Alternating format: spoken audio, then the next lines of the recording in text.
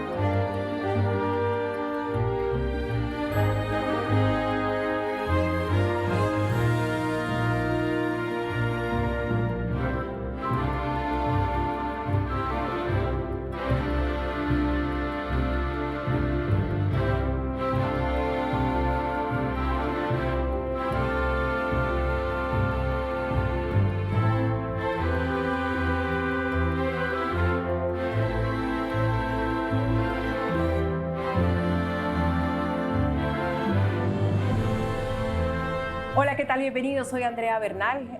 Bienvenidos a Desde Adentro de NTN 24 para toda América Latina. Hoy tengo el placer de poder conversar con el presidente de República Dominicana, el presidente Luis Abinader, desde Santo Domingo, desde el Palacio justamente presidencial. Presidente, gracias por estar con nosotros para toda América Latina que lo va a escuchar. Mil gracias. No, gracias a ti, Andrea, por darme esta oportunidad y para comunicarme con nuestra gente.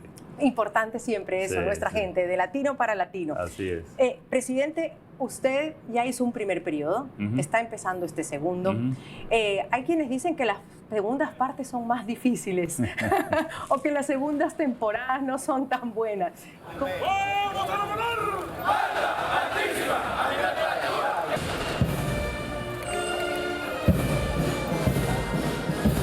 Juro ante Dios y ante el pueblo, por la patria y por mi honor, asumo con humildad, con orgullo y con compromiso la sagrada responsabilidad que por segunda ocasión me concede el pueblo dominicano.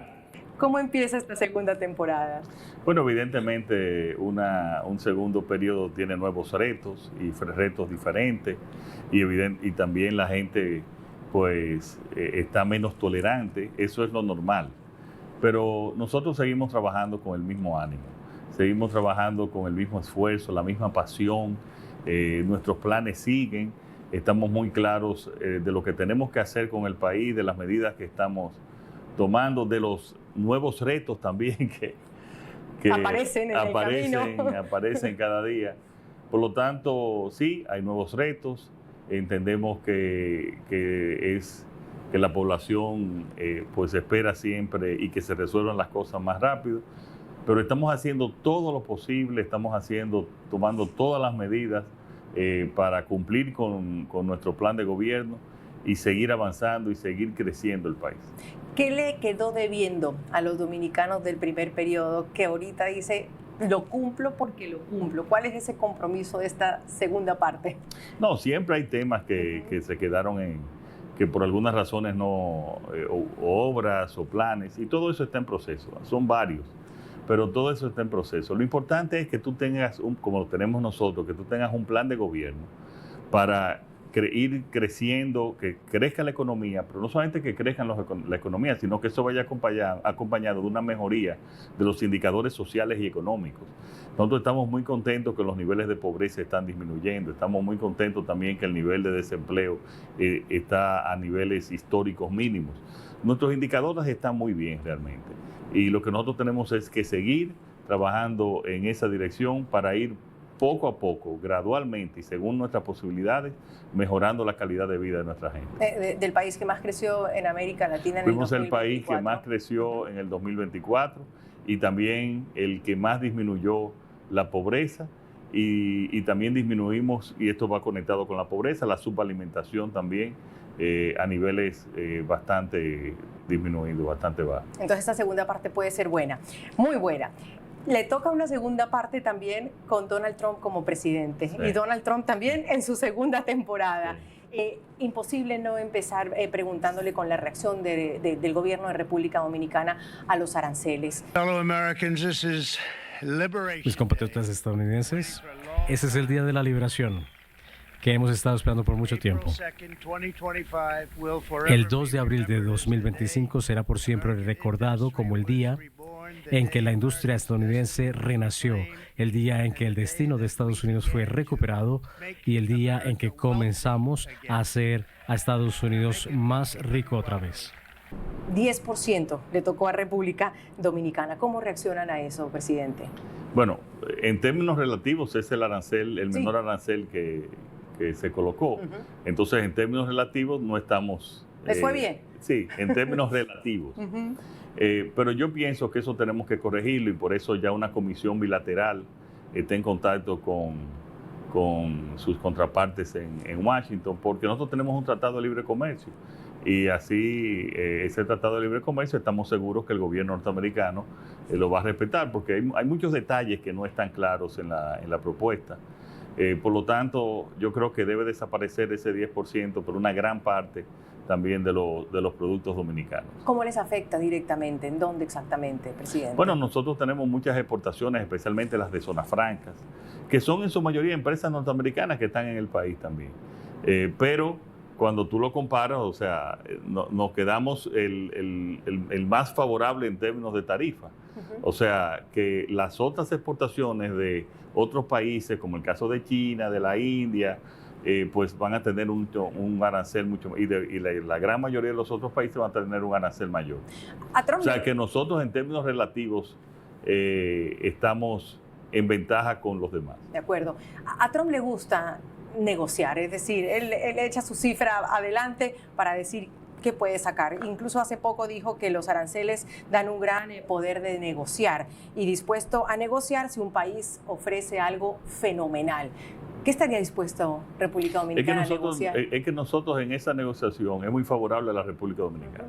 Él pide que si hay un déficit comercial, el déficit comercial es a favor de Estados Unidos. O sea, ellos exportan más de lo que nosotros exportamos. O sea, nuestras importaciones desde Estados Unidos son mucho mayores que las exportaciones. O sea, ya ellos tienen un balance comercial favorable. Le tratemos el Tratado de Libre Comercio. La mayoría de sus productos entran aquí la inmensa mayoría entra sin aranceles. Tenemos una excelente negociación en los temas que son los que le importan, en los temas de narcotráfico. Somos de los países más eficientes deteniendo el narcotráfico que va en su gran mayoría hacia Estados Unidos. Entonces, en términos también de la criminalidad y los grupos, la colaboración con ellos no puede ser mejor. Entonces, la verdad que ya nosotros hemos tenido una excelente relación con Estados Unidos. Lo dijo el secretario Rubio cuando vino aquí, nos puso como ejemplo. Por lo tanto, yo lo que creo es que hay que conversar y eliminar esos aranceles que por justicia no le tocan a República Dominicana. Ya regresamos con Desde Adentro por NTN 24, el canal de las Américas. Continuamos con Desde Adentro por NTN 24, el canal de las Américas. Usted dice esas buenas relaciones con Estados Unidos. Justamente el secretario de Estado Marco Rubio estuvo en febrero, y hay quienes dicen que en estos momentos Estados Unidos lo que está haciendo es un poco la diplomacia del garrote, le han llamado, sobre todo con América Latina. Te doy aranceles, pero me das esto a cambio. Con México, por ejemplo, lo hemos visto. Con con nosotros no es Sheinbaum. necesaria esa, porque nosotros le hemos dado mucho y hemos cumplido con todo eso sin esa negociación, porque hemos sido aliados tradicionales y tenemos esa relación estratégica y la comprendemos así. ¿Qué pidió Estados Unidos o cómo le fue en esa reunión a usted con Marco Rubio en términos de, bueno, vamos a conversar? Fueron los primeros países además que visitó el secretario de Estado en América Latina. ¿Cómo fue esa reunión y hubo algún gran acuerdo o algún si yo acuerdo? te lo puedo resumir, vamos a continuar como estamos. Okay. O sea, todo ha ido perfecto, las relaciones no pueden estar mejores. Si se puede, vamos a mejorarla. Siempre hay posibilidad de mejorar. Si se puede, vamos a mejorarla, pero es continuar. O sea, los números están ahí en las relaciones entre nosotros.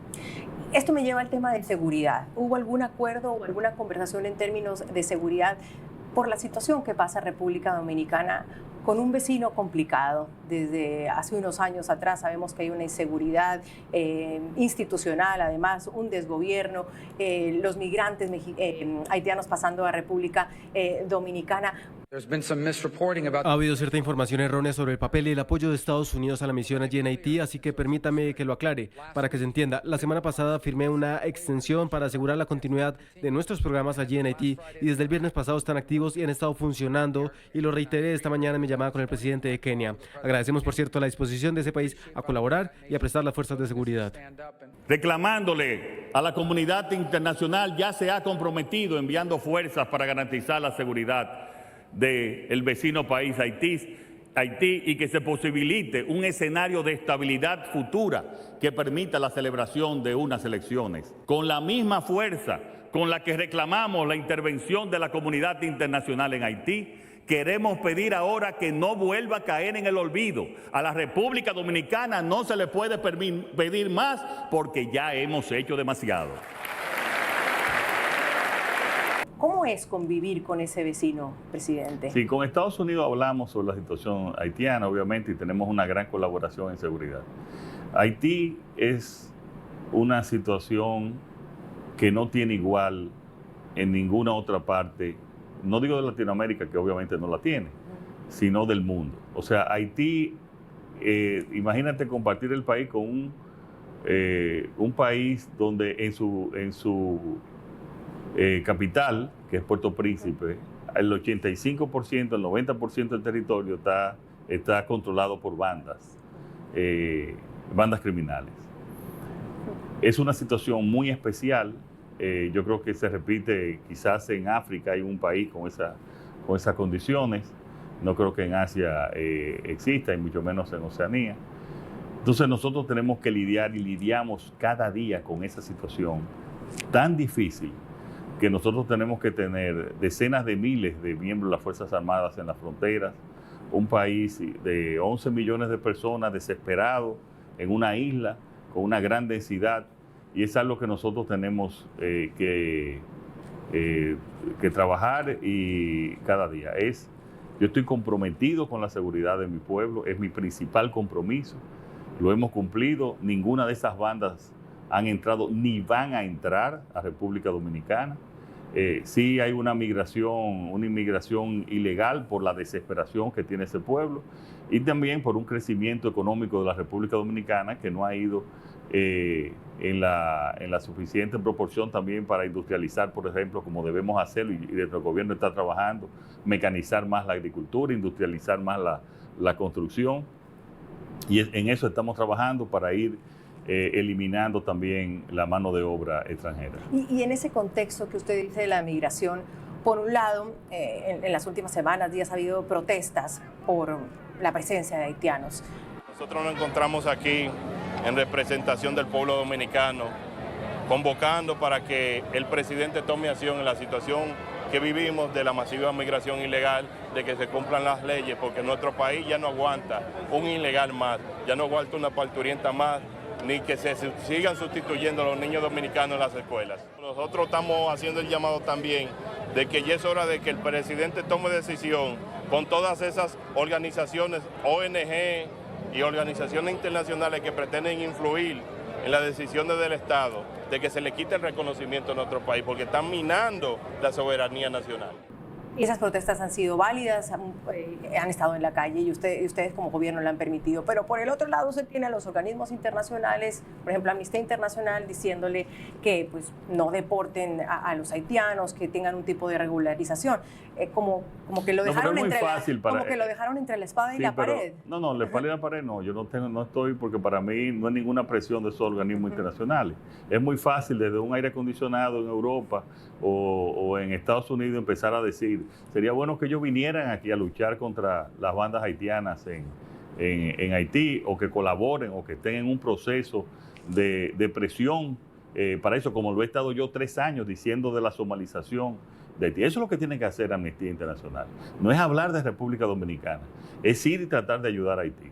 Por lo menos para mí eso no es presión, pero yo comprendo la frustración también del pueblo dominicano en el sentido de ver también a muchos, y por eso estamos trabajando cada día haciendo interdicciones, haciendo operativos migratorios, como lo hace Estados Unidos, el país más poderoso del mundo. No puede controlar en un 100% la inmigración irregular, y nosotros estamos en ese proceso y cada día más vamos a tomar medidas más extremas para controlarla. Ya hubo una que fue un muro, ¿verdad? Entiendo que también nosotros por primera vez, que fue una petición de muchos años, construimos una parte, en la parte más importante, donde hay más población del lado haitiano, construimos un muro de 54 kilómetros. La próxima semana vamos a licitar 13 kilómetros más para extender ese mismo muro, que ha tenido un gran éxito en cuanto al robo de diversos tipos, incluso hasta de ganado en la parte de agropecuaria. ¿Y se ha visto la disminución? Sí, claro, ha funcionado súper bien, a tal punto que lo están pidiendo en otros lugares, y vamos a seguir construyéndolo. Pero además también he tenido las posiciones más firmes. Yo fui el único presidente que no firmó el tratado migratorio de la Cumbre de las Américas en el 2022 en Los Ángeles, porque pensaba que no nos convenía, y que en nuestra relación con nuestra situación con Haití era muy especial. Fuimos el único país que no lo firmó. Y hemos estado en la defensa de que nadie puede intervenir en los temas migratorios, y que eso es una exclusiva decisión del gobierno dominicano. Hay quienes tal vez piden también una política sostenible, porque lo que usted dice, la deportación van y vienen de todas maneras, pero algo más sostenible. Pienso, y le doy un ejemplo que pasó en Colombia con el expresidente colombiano Iván Duque, con el tema, por ejemplo, de los venezolanos. Y él en ese momento puso un estatus de protección temporal para más bien acoger a esos venezolanos y darles a sus hijos educación, salud. ¿Se ha pensado en algún momento? No, pero eso es imposible en República Dominicana. Es una situación que se podía hacer por la situación política de Venezuela, pero la situación de Venezuela no es la situación de Haití, es diferente. La situación de Haití es el colapso total de un gobierno, y que nosotros no podemos, no tenemos ni siquiera un interlocutor válido. Ya tenemos año y medio que cerramos nuestros consulados, y porque no hay la seguridad para tenerlos abiertos. ¿Y cómo podemos dar visas allá? O sea, es un caso muy particular, es un caso muy difícil, es un caso muy especial el que nosotros tenemos, que por eso te digo que no es comparable con ningún otro. ¿Cómo se puede ayudar a la pacificación de Haití, presidente? Es que tienen que ser la comunidad internacional. Estados Unidos empezó a través del gobierno de Kenia. Tenían que continuar, y otros gobiernos que están dispuestos también a intervenir. Hay que pacificar, y eso no es tan difícil, pero tiene que ponerse decisión y entregar recursos para poder enfrentar esas bandas, que son bandas de delincuentes.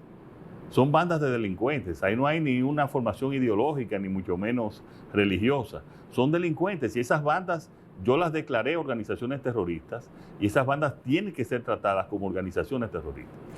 Cuando usted dice la comunidad internacional que tiene que poner además recursos para ayudar a la pacificación de Haití, ¿siente usted que la comunidad internacional lo dejó solo con el tema de Haití? Yo pienso que ha abandonado Haití. Y eso nos va a llevar a nosotros, ya hemos tomado medidas especiales, pero vamos a tener que llevarnos a tomar medidas extremas en ese sentido. Cuando habla de medidas extremas, ¿a qué se refiere? Medidas muy extremas en todos los órdenes. Nosotros no podemos, muchos de nuestros servicios públicos no pueden seguir dando un tratamiento de salud o educación, no podemos. Al empresario, y leía un artículo en un diario acá, que el empresario también le golpea el tema, quiera o no, el tema de deportar haitianos, porque ayudan, por ejemplo, en el tema de la mano de obra de agricultura, de construcción, de turismo. ¿Cómo se equilibra eso? Principalmente en el área de construcción, sí, 80-90% estaba escuchando. Y de agricultura, pero hay mecanismos también para ir industrializando cada vez más el sector construcción. Nosotros creamos un fondo especial a través del Banco Nacional de Desarrollo y Exportaciones que han utilizado para la mecanización en el sector agrícola y también para la industrialización en el sector. Y hay casos muy exitosos, tanto en la parte de construcción como en la parte también de agropecuaria. Entonces yo pienso que tenemos que seguir como en otros países, donde hay muchas limitaciones de personal. Yo sé que usted dice que el tema es diferente y no se puede comparar a los venezolanos con los haitianos, ese tipo de migración, pero cuando le dicen, y la parte humanitaria, en la parte de los derechos humanos, presidente, devolver a esos haitianos a la muerte, puede ser, al crimen, ¿dónde queda esa, cómo responde Pero es que a no esa se le parte? puede pedir más a la República Dominicana. A nosotros nos han dejado solos, a nosotros no se nos puede pedir más. Y los dominicanos también necesitan ir a los hospitales y nosotros no somos un país rico, somos un país de ingreso medio que estamos creciendo, pero con mucho sacrificio y con mucho esfuerzo. A nosotros ya no se nos puede pedir más. Yo creo que eso que tú dices de humanidad, tienen que pensarlo los países, los principales países que tienen que atender a Haití. Y que tienen que ayudar también a su gobierno. Y que tienen que ayudar también. Bueno, yo no pido ni siquiera que nos ayuden a nosotros, que ayuden a Haití. Okay. Para nosotros poder ocuparnos bien de la República Dominicana. Y para cerrar el tema, ¿en algo de esto se habló con el secretario Marco Rubio, presidente? Hablamos del problema de Haití y él está consciente del problema haitiano, e incluso aquí anunció también que algunos de los programas que se había dicho que estaban suspendidos iban a seguir, pero lo primero y el principal objetivo es pacificar Haití.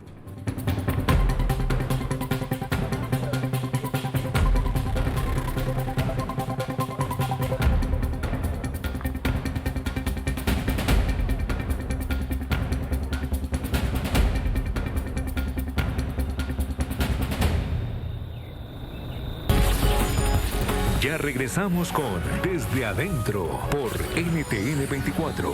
Continuamos con Desde Adentro por NTN 24, el canal de las Américas.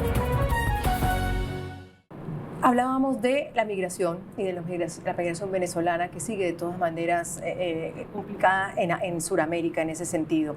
Usted, así como recibió a Marco Rubio, recibió también a Edmundo González, al presidente electo de Venezuela. Es evidente que un régimen que es como ese representa una amenaza para todo el hemisferio. Y por eso los venezolanos estamos decididos a perseverar en esta lucha hasta el final. Y por eso también la ayuda de los demócratas de la región es tan necesaria. El régimen de Nicolás Maduro se niega a aceptar la derrota que sufrió el pasado 28 de julio con una diferencia de casi 40 puntos porcentuales. ¿Se olvidó la comunidad también internacional de Venezuela, presidente? ¿Se fue sumando ese tema? ¿Maduro sigue en el poder? Bueno, siempre hay la lucha por la democracia y siempre se ha pedido el conteo. Nosotros cada vez que se presenta el tema, pues lo volvemos y lo repetimos de que estamos a favor de la democracia. O sea, en esa parte, claro, los organismos multilaterales, como es el caso de la OEA o también de la ONU, es lo que tienen que seguir pidiendo también el ejercicio democrático en esos países. ¿Vale seguir pidiendo esas actas? Siempre, ¿Sí? bueno, hay que seguir luchando por la democracia y pidiendo democracia.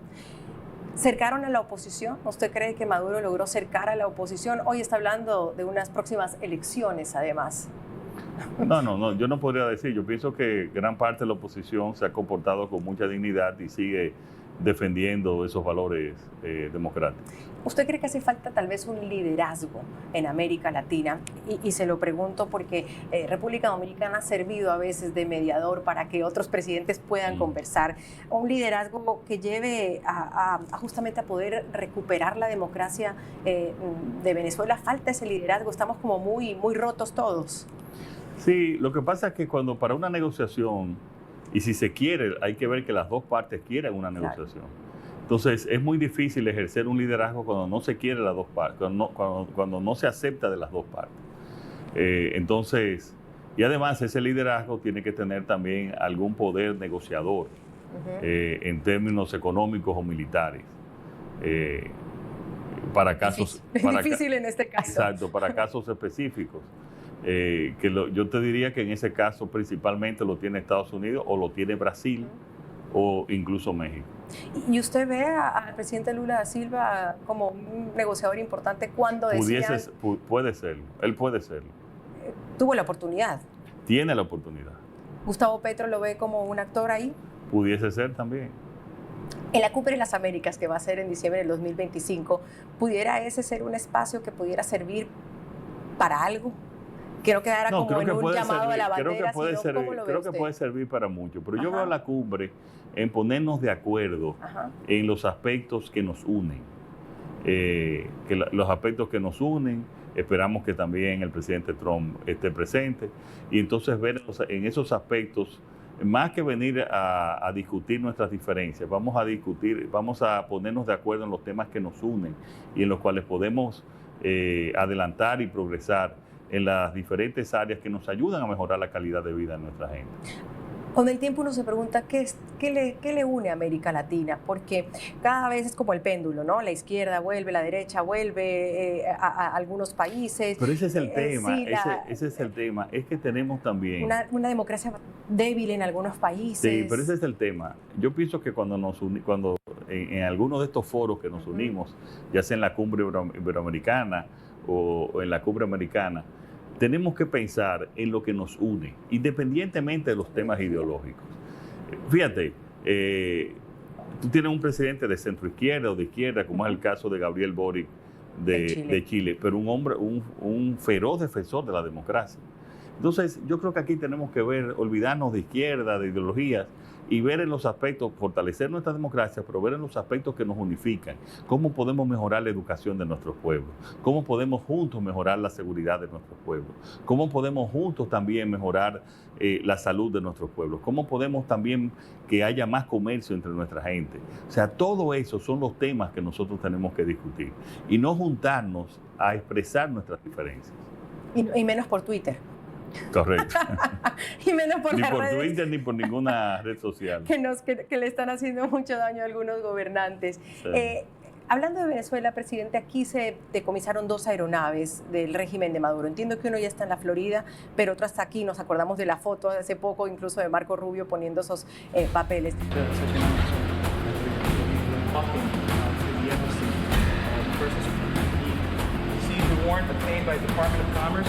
In Miami, out of 7th District of Florida.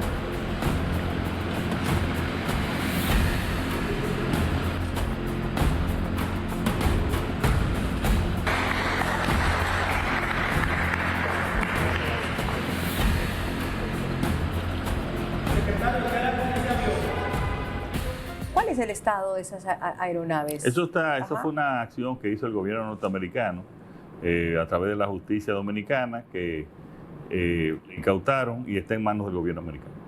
¿Qué hacían esas aeronaves aquí? Muchos preguntaban por qué estaban en República Dominicana. Ellos vinieron a mantenimiento. A mantenimiento, a unas talleres de mantenimiento. ¿Ha habido presión, alguna llamada del régimen de Maduro para recuperar esas aeronaves a su gobierno? No, públicamente se han dicho muchas cosas, pero no ha habido ninguna llamada. Por ahí le dijeron que había complicidad del gobierno cipayo de República Dominicana para quedarse con esas aeronaves. No. Esas aeronaves no están en manos del gobierno. Volvamos un poco al tema de su reelección, cuando hablábamos de qué le queda a usted debiendo a los dominicanos. Ha hecho muchas reformas, ha introducido algunas reformas constitucionales, por ejemplo, la tributaria la puso, pero se ríe él nomás, la tuvo que sacar. ¿Cómo va ese camino de esa reforma? Bueno, que mira, siempre las tributarias, llámese donde se llamen en cualquier país, les pone nerviosos a los ciudadanos. Imagínate, impuesto, hay que imponerlo los impuestos. Exacto. Eso, el nombre lo dice. Pero no, la ¿Cómo reforma, le fue? Bueno, mira, cuando hay un país en crecimiento, creciendo un 5%, es difícil decirle que tenemos que hacer una reforma. La mayoría de las reformas se hacen cuando la situación económica, no debería de ser así, pero pasa así. Cuando la situación económica está en una situación difícil. Y yo pienso que eso es decir, nos ha ido bien. ¿Por qué hacer esta reforma? ¿Por qué hacer estos cambios? Quitar esta exención. Y bueno, eso pasó y nosotros ya nos enfocamos en seguir nuestro crecimiento. El modelo que hemos tenido y que nos ha dado éxito también, un crecimiento alto. Y ese crecimiento alto, bueno, pues nos ayuda también a recaudar y cumplir las necesidades principales. Y eso, claro, nos ocupa a nosotros de tener una mayor transparencia y una mayor eficiencia en el gasto público. Y eso lo hemos estado logrando. Y cuando nosotros llegamos al gobierno, el % de deuda en relación con el PIB era de 62%. y ahora está en 57.5, un poco menos de 58. O sea, que hemos sido disciplinados también en el gasto, pero al mismo tiempo hemos duplicado las ayudas sociales, hemos mejorado los salarios de sectores como la policía, que casi se ha triplicado, de los médicos, que se han aumentado también, de los profesores. O sea, hemos administrado correctamente. Y nuestras políticas en el momento más difícil de gobernar, porque hemos gobernado en tiempos de pandemia, además, donde aumentó la pobreza, aumentó la deuda en la mayoría de los países. Hay países que fue el año pasado que se recuperaron de la pandemia. Nosotros fuimos el primer país en recuperación económica y turística después de la pandemia. Entonces, todo eso nos hizo tener una gran mayoría en el Congreso y hemos utilizado esa mayoría de manera muy prudente, escuchando siempre al pueblo, haciéndola de consenso. Y una de esas reformas que hicimos, que para mí es uno de los principales legados institucionales y democráticos, fue la reforma constitucional. ¿Y qué hicimos con esa reforma? Nosotros podíamos, sin consultar a la oposición, sin consultar a ninguna de la sociedad civil, cambiar la Constitución y permitir una reelección nuestra inmediata o posterior. No, hicimos lo contrario. Le pusimos un blindaje prácticamente que en el futuro el que consiga la mayoría que nosotros obtuvimos ahora no pueda cambiar. Porque si tú estudias ese deseo de seguir, de reelegirse, es lo que afecta a las democracias en nuestros países latinoamericanos. Y exactamente eso lo blindamos. Yo creo que eso es un aporte muy importante. Pero además también independizamos más el Ministerio Público para que la justicia sea cada vez más independiente, agregando la institucionalidad también a nuestro país. O sea que eso para mí es una reforma importantísima. Tenemos también la reforma laboral, viene una reforma también a la seguridad social. Vamos a ir gradualmente llevando reformas en consenso que mejoren las condiciones de vida y además modernicen también una ley nueva de sociedades también para modernizar nuestro sistema de sociedades, que modernicen la República Dominicana, que la operación de negocio sea más transparente y que también la gente pueda, ese crecimiento se convierta también en mejoría de la calidad de vida. Por eso todas estas reformas van un poco más lentas de como yo las quería todas un poco más aceleradas. Más rápido todo. Mucha gente me dijo, vete más despacio. Y bueno, dijimos, está bien, vamos a ir con todas las reformas, pero es un compromiso que tenemos de modernizar el país y de adaptar nuestras leyes a las leyes más modernas, valga la redundancia del mundo. Y además también a sistemas que hayan funcionado correctamente. Interesante eso que me cuenta de la reelección, que justamente lo estaba leyendo. Aquí en República Dominicana se puede reelegir como usted en 2 periodos, ya no se puede indefinidamente. Incluso cualquier presidente que en el futuro, porque para modificar la Constitución primero hay que hacer una ley de modificación de la Constitución. Ya el que la quiera hacer ya de hecho es inconstitucional, porque está dentro de una cláusula petra. ¿Por qué era para usted tan importante ponerle un candado a eso? Porque la mayoría, por no decir todas, las veces que se ha modificado la Constitución es para cambiar los términos de elección. Tenemos buenos ejemplos en América Latina. En toda América Latina. Y eso es lo que lleva eso es lo que realmente afecta a la democracia y afecta también a los sistemas de partido. Lleva inestabilidad política y social, y la estabilidad política nos ha dado resultados a nosotros en el crecimiento económico, y han habido varios momentos en que se atenta contra esa estabilidad, y es específicamente en el cambio en la Constitución. Ya regresamos con Desde Adentro por NTN 24. Continuamos con Desde Adentro por NTN 24, el canal de las Américas.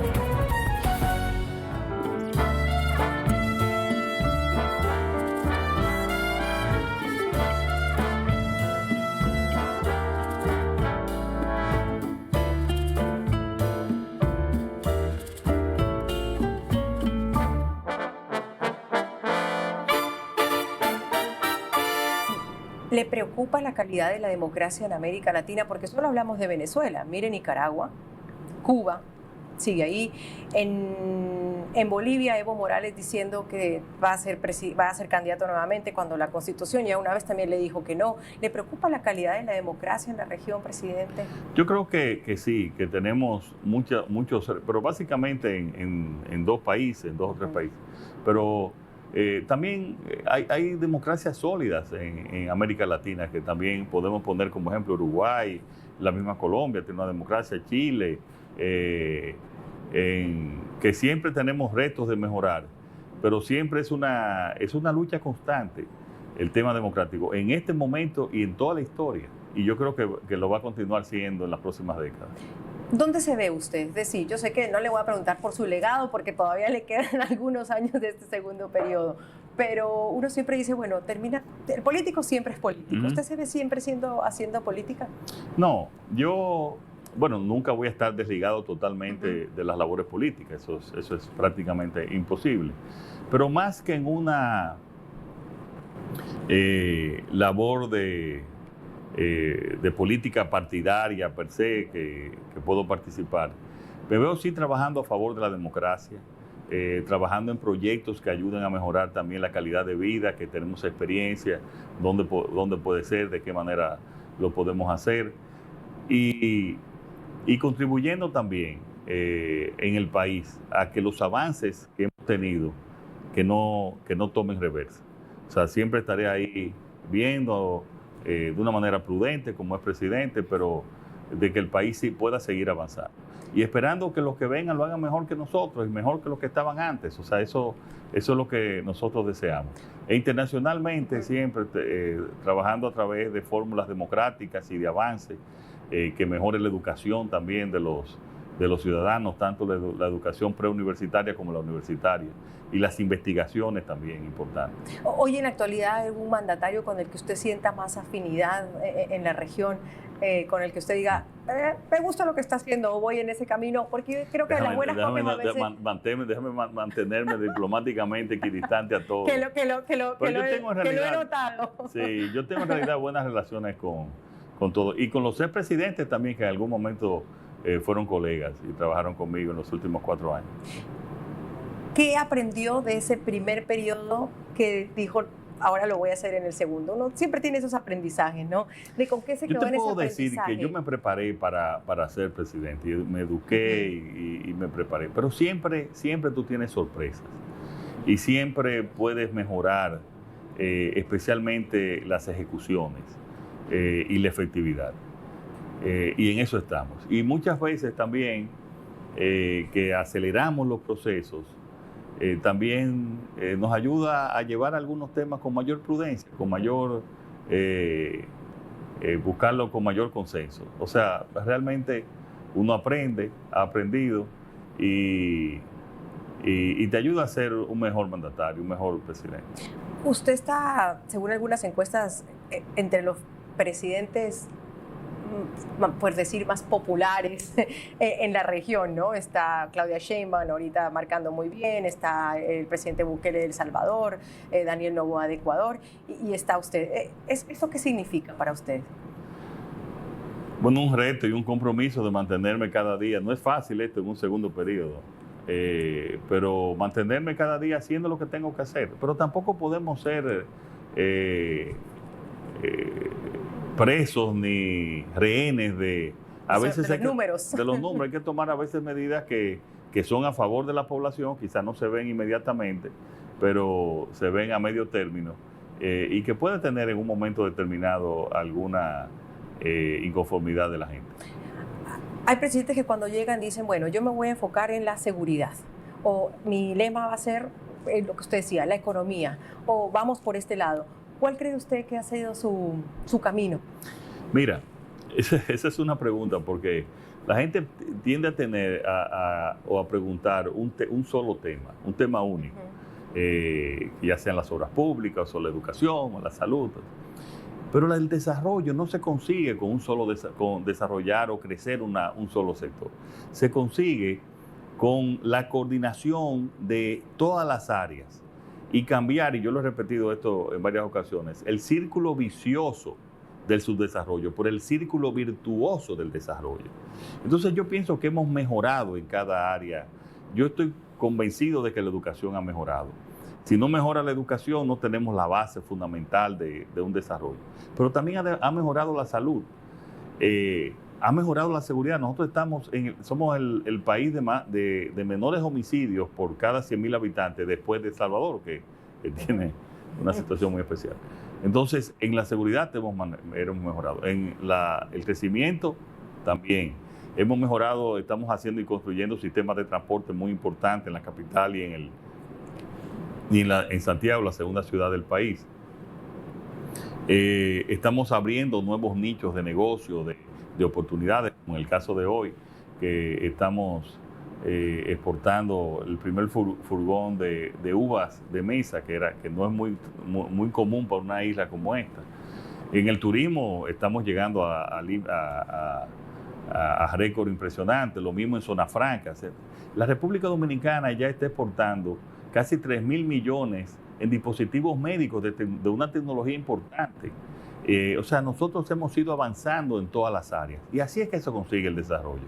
No es solamente con un área o poniendo todos los recursos, no, es administrando de manera proporcional en todos los sectores, mejorando cada área, poco a poco en algunas ocasiones, pero mejorándola significativamente, el resultado general. Me da usted una cifra interesante, que es la del 2024, que es el mínimo histórico de 7.76 homicidios por cada 100.000 habitantes. Es histórico para República Dominicana, lo decía usted, está después de El Salvador.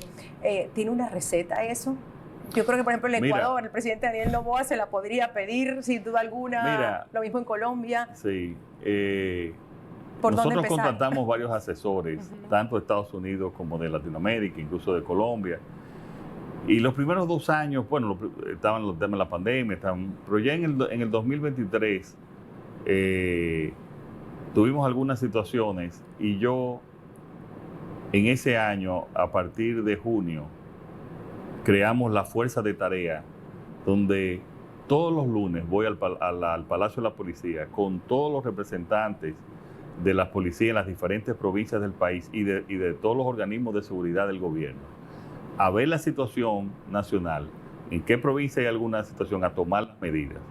Y esa fuerza de tarea que nos han pedido, de ejemplo, no solamente de Ecuador, nos han pedido de Ecuador no lo han solicitado, pero mencionaste Ecuador, sino de otros países, ha sido en gran parte responsable de la disminución de esos homicidios, que yo todavía me lo encuentro alto y que lo vamos a seguir disminuyendo, pero que evidentemente cuando comparamos con otros países de la región, incluyendo territorio norteamericano como el caso de Puerto Rico, que está en 14, ni hablar, bueno, Jamaica, o sea, nosotros, pero países que tenían una situación siempre de poca criminalidad, como es el caso de Costa Rica, está en lo que va de año creo que en un 20, y el año pasado un 16, Panamá un 13. O sea, nosotros Ecuador tuvo un disparo penoso. Sí. O sea, que ahí hemos avanzado y creo que ese seguimiento cada semana es parte responsable de eso.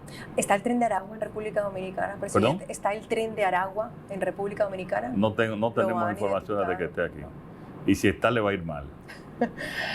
¿Cómo quiere que lo recuerden, presidente? No porque nada, sino cuando termine ese segundo año, que yo espero pues tener otra entrevista con usted terminando el segundo periodo, quizás en la mitad. Ojalá en la Cumbre de las Américas. Sí, ahí queda comprometido para la Cumbre de las Américas. Que digan, Luis Abinader hizo esto por su país. Yo pienso que, repito, al tema del legado, yo creo que es actuar bien en todas las áreas. Porque ¿cómo se desarrolla un país si tú no mejoras la salud? ¿Cómo no se desarrolla un país si tú no mejoras la seguridad? Si tú no mejoras el empleo, si tú no mejoras el clima de negocios. O sea, yo pienso que hay que trabajar en todas las áreas. Y en esa le estamos haciendo. Pero estamos haciendo además en total democracia. Hemos mejorado todos los criterios institucionales. O sea, que yo creo que nos pueden recordar como un gobierno que avanzamos en todas las áreas, en unas más que otras. En la parte institucional hemos avanzado más que en otras o que en otros periodos, pero que ha ido poco a poco mejorando la calidad de vida de la gente. Luis Abinader fue un demócrata. Totalmente.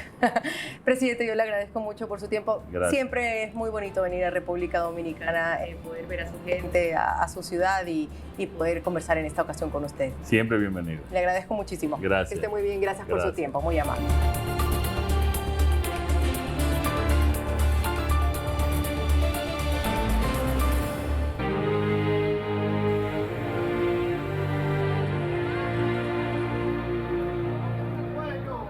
Esta entrevista la hicimos el 3 de abril del 2025, unos días antes de la tragedia de la discoteca en Jet Set en Santo Domingo. NTN 24 y Desde Adentro nos solidarizamos con todas las víctimas.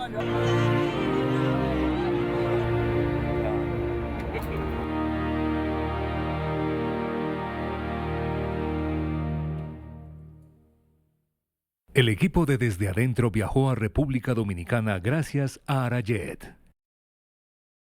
El equipo de Desde Adentro se alojó en Santo Domingo, República Dominicana, gracias al Hotel Kimpton Las Mercedes, Santo Domingo.